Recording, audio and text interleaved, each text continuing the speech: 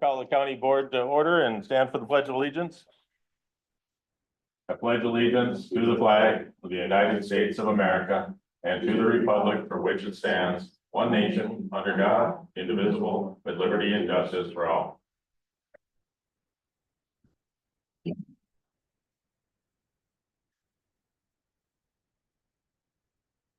I don't have any general comments for tonight. Do we have any citizens that would like to address the board? If anyone wishing to address the board on an item not on the agenda may come forward at this time to be recognized by the board chair. Please state your name and address for the record. Comments are limited to 5 minutes. A personnel complaint against an individual county employee may not be initially heard at a board meeting. Personnel complaints may be submitted to the board in writing through the county administrator's office, and a person addressing the board may not use profanity or vulgar language. I see we have a person that would like to address the board. Thank you. My name is Annette Thoreau. I live at 7315 Tall Pines Road on the northeast side of Big Bass Lake in Turtle River Township. I'm here as a representative of the Big Bass Lake Association Steering Committee and the residents of Big Bass Lake. And we are concerned about the impact of the Northern Township's wastewater treatment plant on the water quality, the air quality, and the property values of Big Bass Lake. I have 2 letters that I gave to Mr. Barry. One is a letter to the commissioners detailing some of the concerns we have, and the second letter is a copy of a letter that the Big Bass Lake Association sent to the Minnesota Pollution Control Agency in February, addressing the wastewater treatment plant to their compliance and enforcement officer. There are 3 different areas I want to talk about. These are all covered in the Northern Township Wastewater Project overview. The first one is about environmental protection. So Northern Township is saying that the wastewater treatment plant will protect Lake Bemidji as an environment. They're saying that the effluent deposited on the 16-acre site will percolate down into the aquifer. Well, Big Bass Lake is 1,500 feet to the shoreline from the wastewater treatment site. Lake Bemidji is a half a mile west of the site, and we are east of the site. We expect that effluent going down into the aquifers will affect our lake because we are a spring-fed lake, which is aquifer-fed lake. We're only 350 acres. The deepest part of the lake, and it's just a small part of the lake, is only 17 feet. And we have limited outflow. So it outflows slightly into Lake Bemidji State Park. So any level of increased effluent that's going into the ground that goes into that aquifer will affect the water quality of Big Bass Lake. The static water level of Big Bass Lake is at 1,445 feet above sea level. The groundwater beneath the 16-acre effluent deposit site is 1,442 feet above sea level, which is basically the same. So the water going down into the aquifer is coming up into Big Bass Lake. What really alarms us is we went to the November meeting of the Northern Township Hall and talked to them about our concerns, and there were written questions to them. And when they were asked those questions, they said that Big Bass Lake is not their concern. It is not in the scope of their project. Again, we're 1,500 feet away to our shoreline. Lake Bemidji is a half a mile to the other side. We're less than a third of a mile away. One of the things that Northern Township says is that it'll enhance the property value of Lake Bemidji residents because they won't have a septic. They won't have to worry about having their houses half or 100 feet away. Well, Big Bass Lake will be affected with our water quality. It will affect our property values.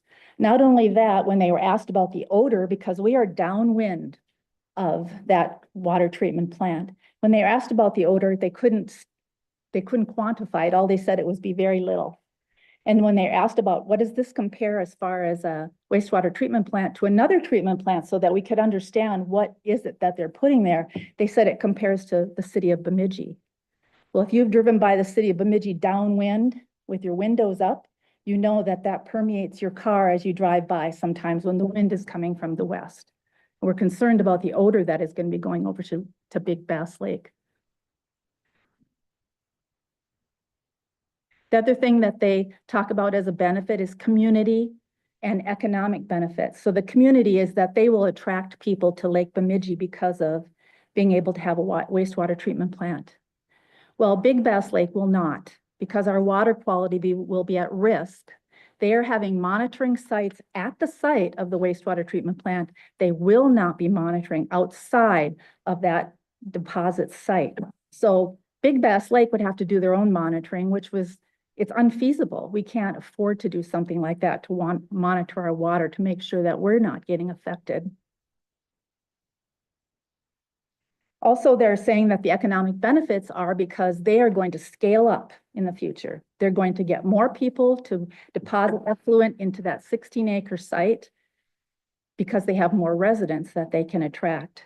Well, that will affect our water even more. Right now, Big Bass Lake sits there as a mesotrophic lake on the higher side. It could bounce it into eutrophic, which would damage our lake. We would never get it back. We love our lake. Just like Lake Bemidji people love their lake as well.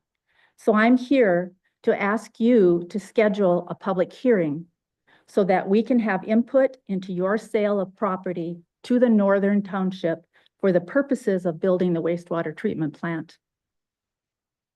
I'm going to stay after the meeting if you'd like to talk to me then, but I appreciate you taking the time to listen to our comments and listen to the Big Bass Lake Association and our concerns. Thank you. Thank you, Annette. Is there anyone else that would like to speak? Yeah, come on, please come forward and state your name and address.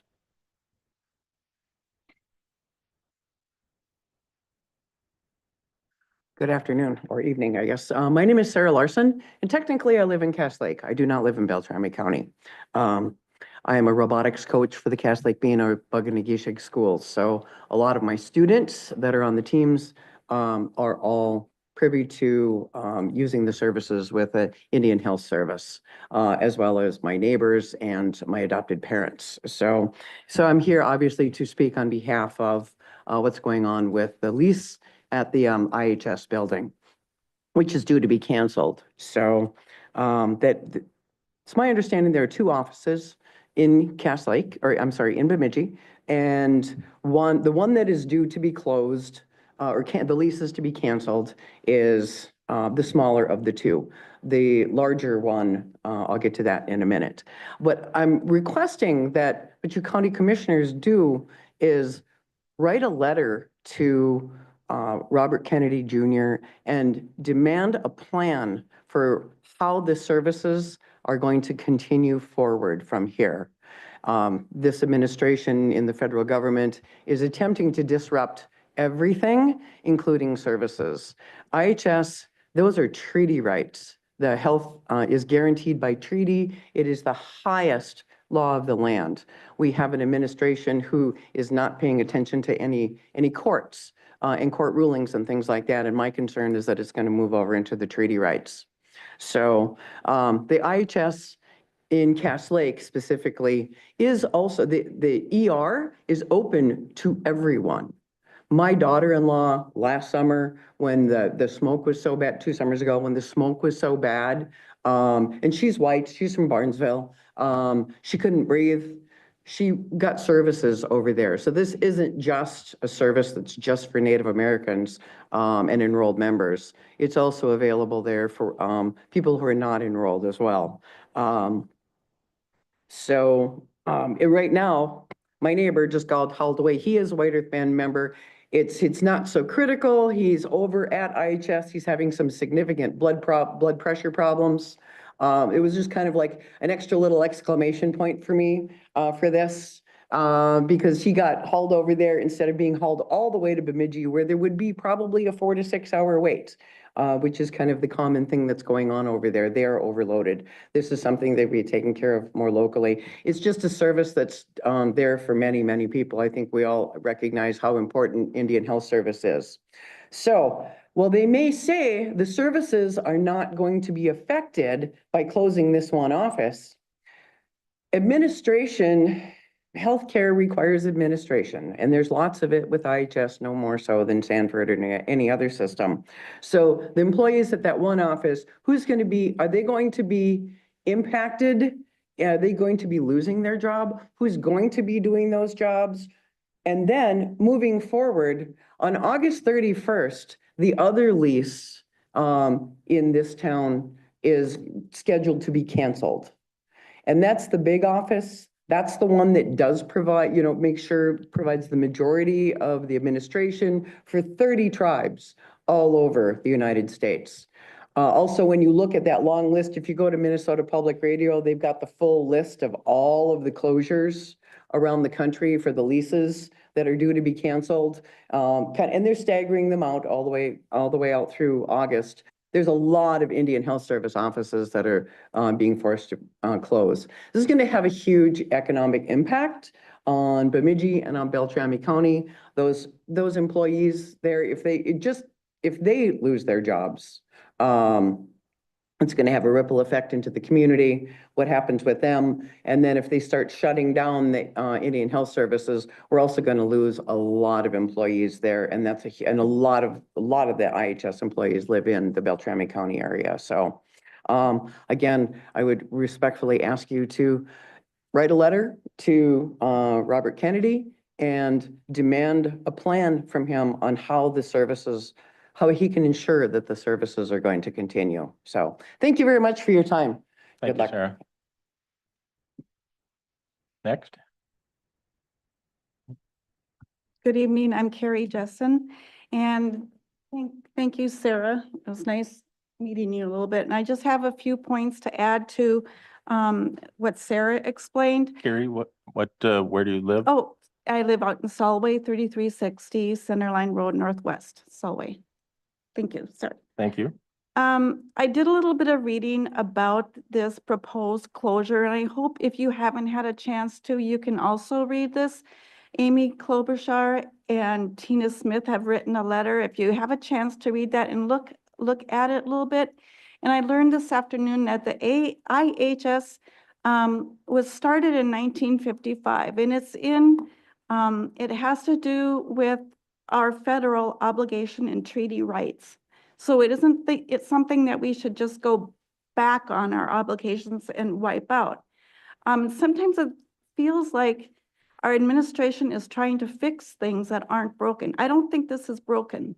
I'm a retired nurse, and I can tell you, and I worked almost 30 years at the hospital here in our town, and I can tell you the IHS services, the Native American community, they were comfortable going there. For some of them, that IHS was more what we would call culturally sensitive to their needs and their feelings and their medical health. So for them to lose that, what good is it doing anybody? It just isn't.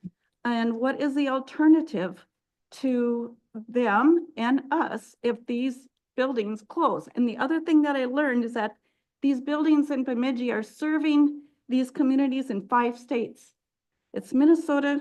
I wrote them down because I'm kind of getting excited here. Minnesota, Michigan, Wisconsin, Illinois, and Indiana. So that's a lot of folks. So if you would please read up on this a little bit and get together and write a letter or give a call and join myself and others here that are concerned. Thank you. Thank you.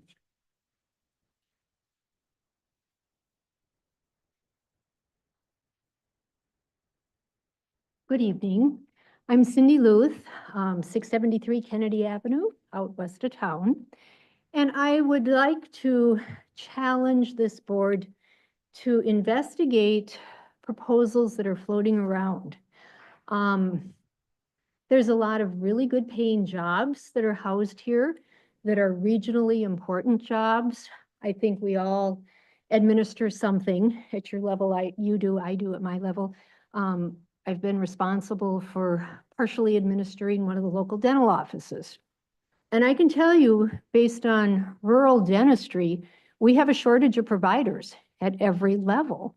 And to think that the Bemidji community would be able to absorb the healthcare needs of the 3 reservations that are close to us is ludicrous. We cannot do that. For sure, the dental community cannot do that. We're barely hanging on locally providing dental services. We as a community, I think, have struggled through the years to try to promote good paying jobs. And these kinds of administrative jobs that we've pulled into the community, even though they're governmental jobs, we need to look at the impacts to our business community when we start by sitting by and watching it happen and not doing anything. We need to consider the economic impact to all of our small businesses that are in town, not just the big boxes, but all the small businesses. So from a public health standpoint, any threat to IHS should be taken seriously, should be listened to, looked at, investigated, pay attention. When we start entertaining the idea of closing facilities that are providing really good livable wages in a community, in a county that doesn't have a very high economic threshold, I think that's your job, is to pay attention to stuff like that. And if those investigations show that this is truly a real threat, and in the environment that we're in, these threats are happening overnight and then they subside and then they come back. But I think my encouragement is write letters where we think it's going to impact the livelihood and the health and well-being of our county residents.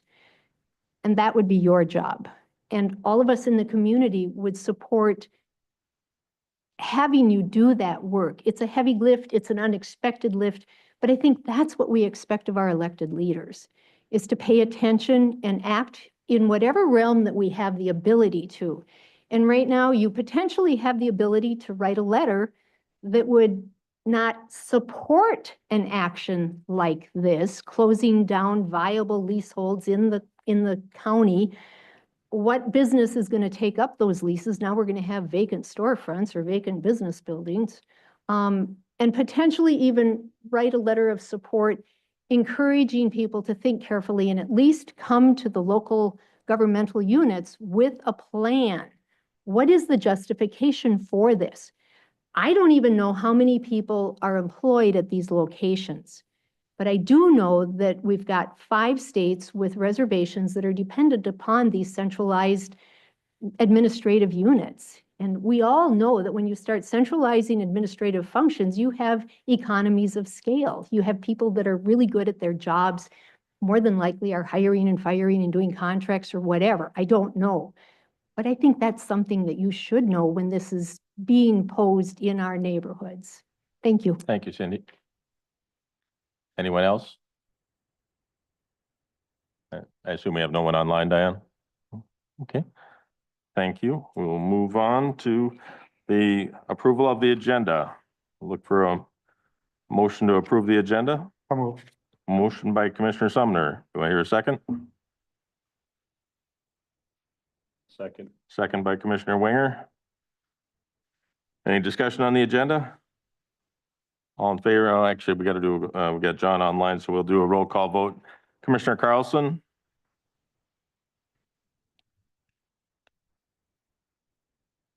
There he is. I didn't hear you. Yes. Okay, thank you. Commissioner Gould? Yes. Commissioner Winger? Yes. Commissioner Sumner? Yes. And I vote yes, so the agenda is approved 5-0. On to the approval of the consent agenda. Look for a motion to approve the consent agenda. I'll make a motion. Motion by Commissioner Winger. Do I hear a second? Second. Second by Commissioner Gould. Any discussion on the consent agenda? We'll call for the vote. Commissioner Sumner? Yes. Commissioner Winger? Yes. Commissioner Gould? Yes. Commissioner Carlson? Yes. And I vote yes, so the consent agenda is approved 5-0. We have nothing on the regular agenda for this evening, so we'll move on to commissioner reports. And I'll give Commissioner Carlson first go at this since he's actually calling in from vacation. Commissioner Carlson, do you have anything you'd like to report? I had the pleasure of doing chat about after our last meeting, and it's really nice doing it after a meeting instead of before. I told Kevin that was a good suggestion he had, and I think he appreciates it also. So that was good. I have done a couple of Zoom meetings while I was down here. And I know that Commissioner Gould is our delegate for the MRC, but when I can, I do also attend the Zoom meetings, and there was good information there. And then I had Dancing Sky also on Monday. What I really wanted to remember to tell, I think I told Administrator Barry about this, but the last time I was in St. Paul and was visiting legislators, I had the opportunity to visit with Senator Rest at her office and to personally thank her for all of her help with our getting our sales tax through. And then as I got up to leave, I didn't want to take a lot of her time, but as I got up to leave, she said, "Wait a minute." She said, "I want to show you something." And she cleared her desk, and underneath the glass on her desk, right in the middle of her desk, right in plain sight, was the card that we sent her that we all signed. And she said, "And there's your signature." So I just wanted to know that was very touching that she had that kind of in a place of importance that it just reminds us of how important it is that we thank our legislators for the work that they do for us. That's it. Great. Thank you, Commissioner Carlson. Commissioner Sumner? Well, Mr. Chair, as you know, I was absent from last March 4th meeting due to I was traveling back from the NACO conference. And while at that conference, it was a good conference. I went last year to the Ledge conference, and that was my first time, and I really didn't know what to do or what to expect. But this time around, being that it was my second time, I got a little bit more involved, more engaged, and got a better understanding of what the National Association of Counties is working on all counties' behalf when it comes to our concerns, whether it be with Medicaid and Medicare, our elections, and things like that. So there was a lot of information that was provided. I was well attended. I also sat on a panel to talk about the tribal relations between counties and tribes. I went a little further and talked about the relationship that AMC has with our tribal nations in the state of Minnesota. So that was a good conference to attend, and oftentimes people think these are a waste of time and money, but I think it's valuable information that you can receive if you really put your energy and effort into seeking out that information. I also want to let you know and invite the county to the Red Lake State of the Band that will be taking place March 28th at 10 a.m. at the Oshkie building in Redby. I know the tribe always appreciates seeing the county delegation attend to listen to help maintain and develop those relationships between the county and tribes. If there's any time, it's now to ensure that our relationships are stronger than ever, especially with a lot of things that are going on locally, at the state level and nationally. So with that, attended the Black Duck Ambulance meeting last month, and they won't be meeting this month, and the Northwest Juvenile Center will be meeting, so I'll be attending that on Thursday, and I'm hoping that maybe we can get some sort of update on the lease, the IHS lease agreements sometime in the near future, and how that may, or which building exactly it is. I don't know if it's the one on the corner here or the one. So I mean, I think any information that we can get, would be helpful. I can only imagine, the outcry that the public would have if it was a Sanford hospital that was being closed down. So I'm hopeful that, we can have the same support, for our local IHS systems when it comes to the possibility of closure. So I know that they employ and support a lot of families here and have for several years. And I can't imagine the economic impact that it would have if things were closed. So maybe we can get an update at a future meeting. That's my report. Thank you. Thank you, Commissioner Sumner. Commissioner Winger?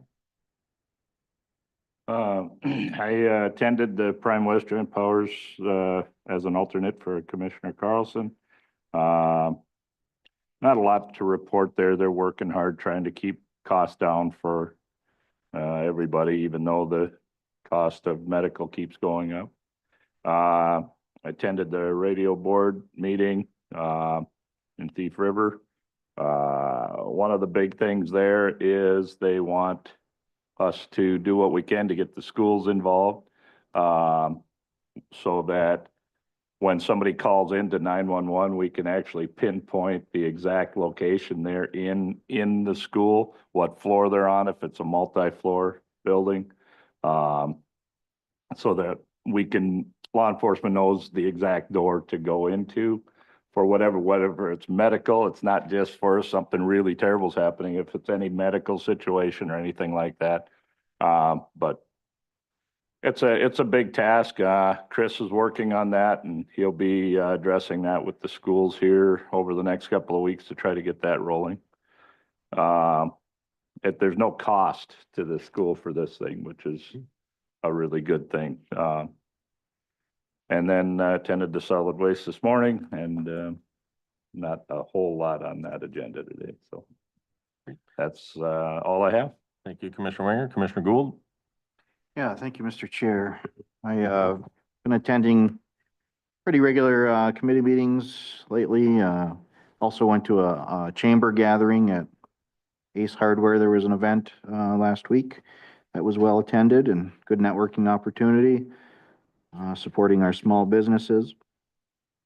Had a BICAP board meeting. The main thing from there was concerns about federal funding not coming in. So far, so good, but there are concerns, and so we're talking about contingency planning. Commissioner Carlson and I were on the Minnesota Rural Caucus meeting on yesterday morning, variety of issues. KRLS meeting coming up this week for libraries. There was a federal libraries program grant money that was recently discontinued, which will have an actual trickle-down effect on libraries locally, unfortunately. Northwest Juvenile Center meeting coming up on Thursday as well. I too would be interested in seeing us submit a letter to Health and Human Services Secretary Kennedy, addressing similar concerns. You should have received the letter from Senators Klobuchar and Smith in your email that I received from constituents last week, and so I passed that on to Administrator Berry for us all to be familiar with, and appreciate seeing people come forward tonight with concerns, because there's going to be thousands of people locally affected by this if it goes through, and potentially millions nationwide with the 30 different tribes that the IHS building does administration for. And these are people's lives and their healthcare and medical needs. So I think we need to do our due diligence here as a board. I know I plan on submitting a letter just as an individual commissioner, but I think it would be more effective coming from the entire board, since these are all of our constituents.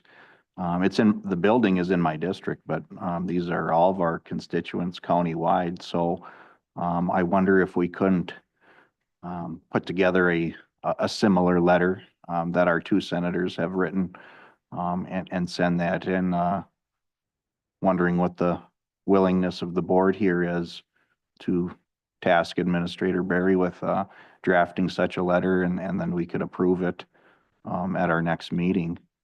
I would be interested in commissioners' thoughts on doing that. I think it's a valid request. So, I would certainly support it. I plan on doing a letter, but, I think it would be more effective as the entire board. That it? Yeah, that's my report and my question to the board. So thank you. Thank you, Commissioner Gould. And we had quite a few meetings. Planning Commission, we had a special meeting to discuss, we had a work session on the shoreland ordinance, and we do have on April 7th at 6 PM here in the county boardroom, we'll have a public hearing on the proposed changes to the shoreland ordinance. So we'll get that information out to the public.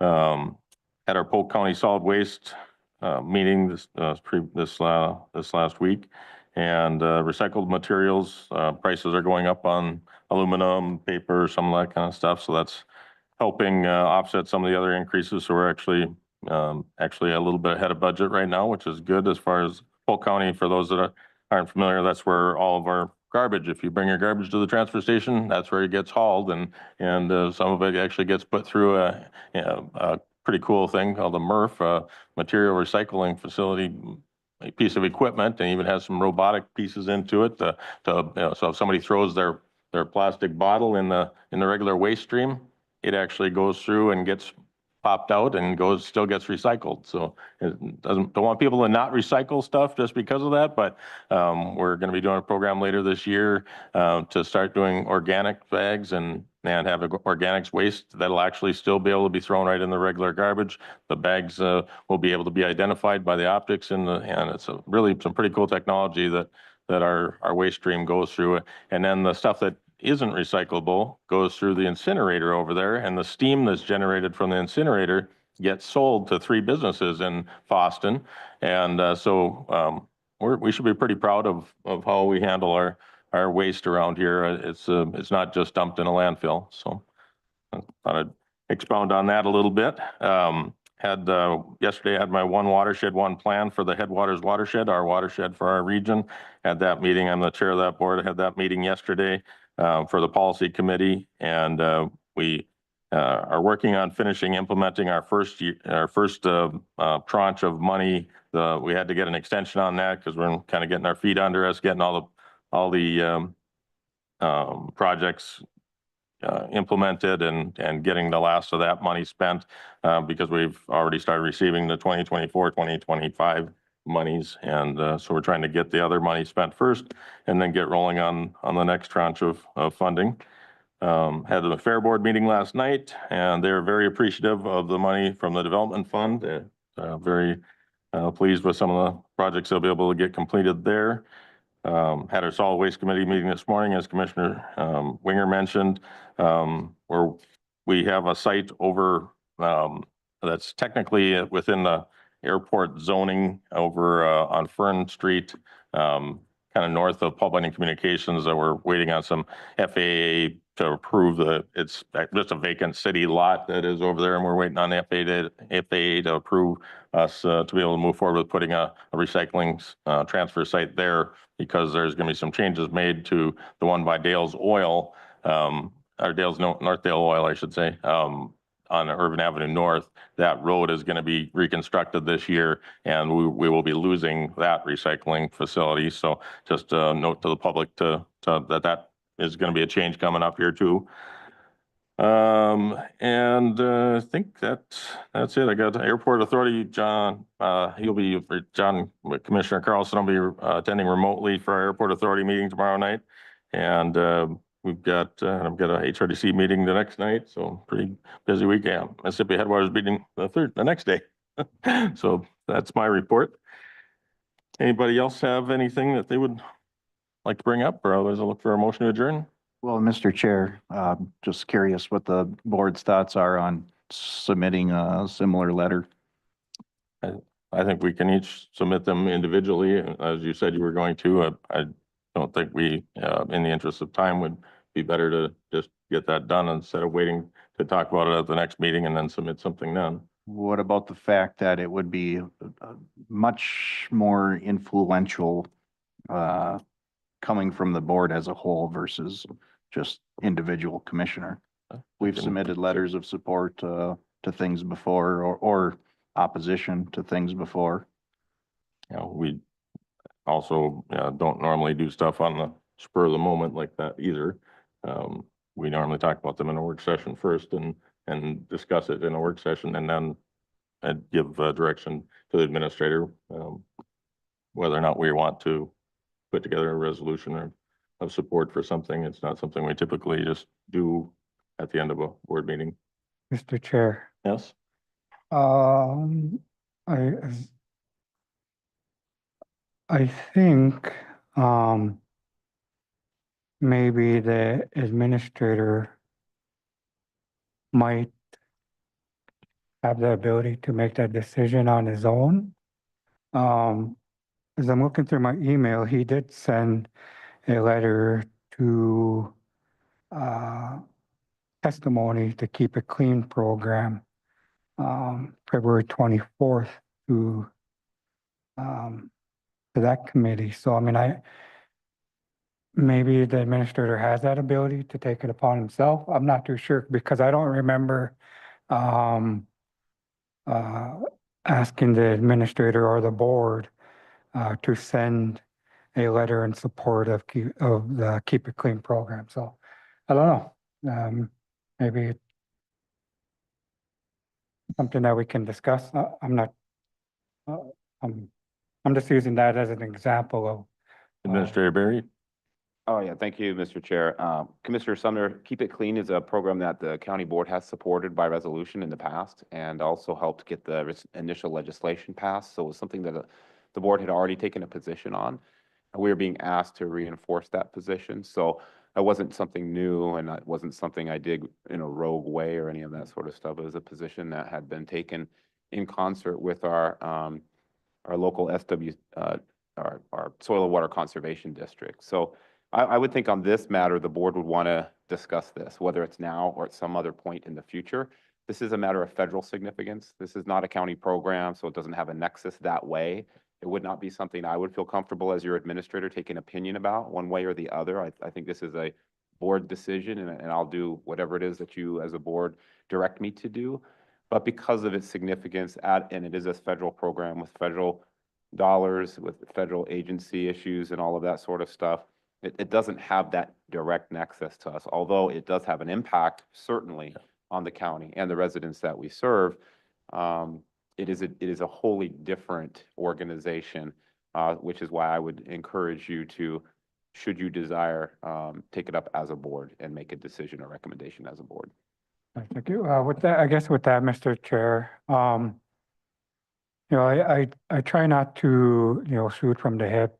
And I think, you know, I support Commissioner Gould in his request. But I think having additional information would help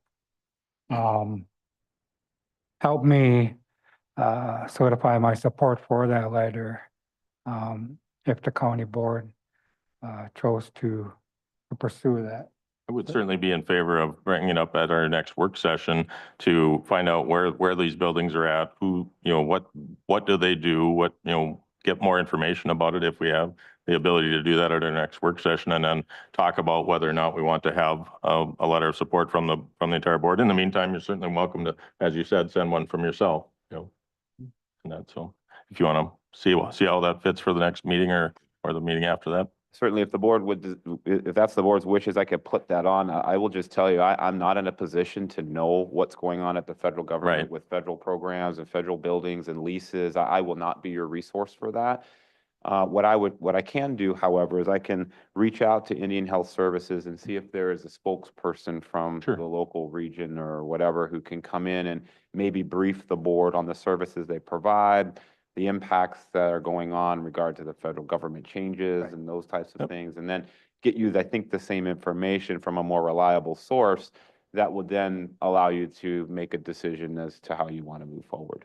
Yeah, that'd be great if we can get a, you know, get them to come in for 10, 15 minutes to give us a brief overview of the situation. It's not something that's entirely in our direct purview. Like you said, there's not a direct nexus, but unfortunate when things happen, when people lose their jobs, like the Anderson, what used to be Anderson Fabrics and some of the other, the Joanne Fabrics and other areas that we've had a significant job loss, in the area, which definitely affects us. But it's, And we are doing something about that. We've offered to host a job fair. So, Deed is, the Department of Economic Development is coming up to help them as well. mhm. But it's, yeah. So, I think Well, it sounds like a good idea, and I would encourage us in the meantime to do our own research and submit individual letters, because this is a timely matter. So, I would encourage the board to do their own research, submit a letter if you're willing, and then at our next meeting, we can have a presentation, and then we can still decide if we want to do a letter, Okay. From the board. So. thanks, Commissioner Gould. Look for a motion to adjourn. I have a granddaughter's birthday party that started at 5:30. She turned 1 year old, so I'll Oh, yeah. make that motion. All right, thank you, Commissioner Sumner. Do I hear a second? Second. Second by Commissioner Gould. Roll call vote, Commissioner Carlson, if you're still on. Yes, All right. yes. Commissioner Gould, Yes. Commissioner Winger, Yes. Commissioner Sumner. Yes. And I vote yes, we are adjourned. Thank you.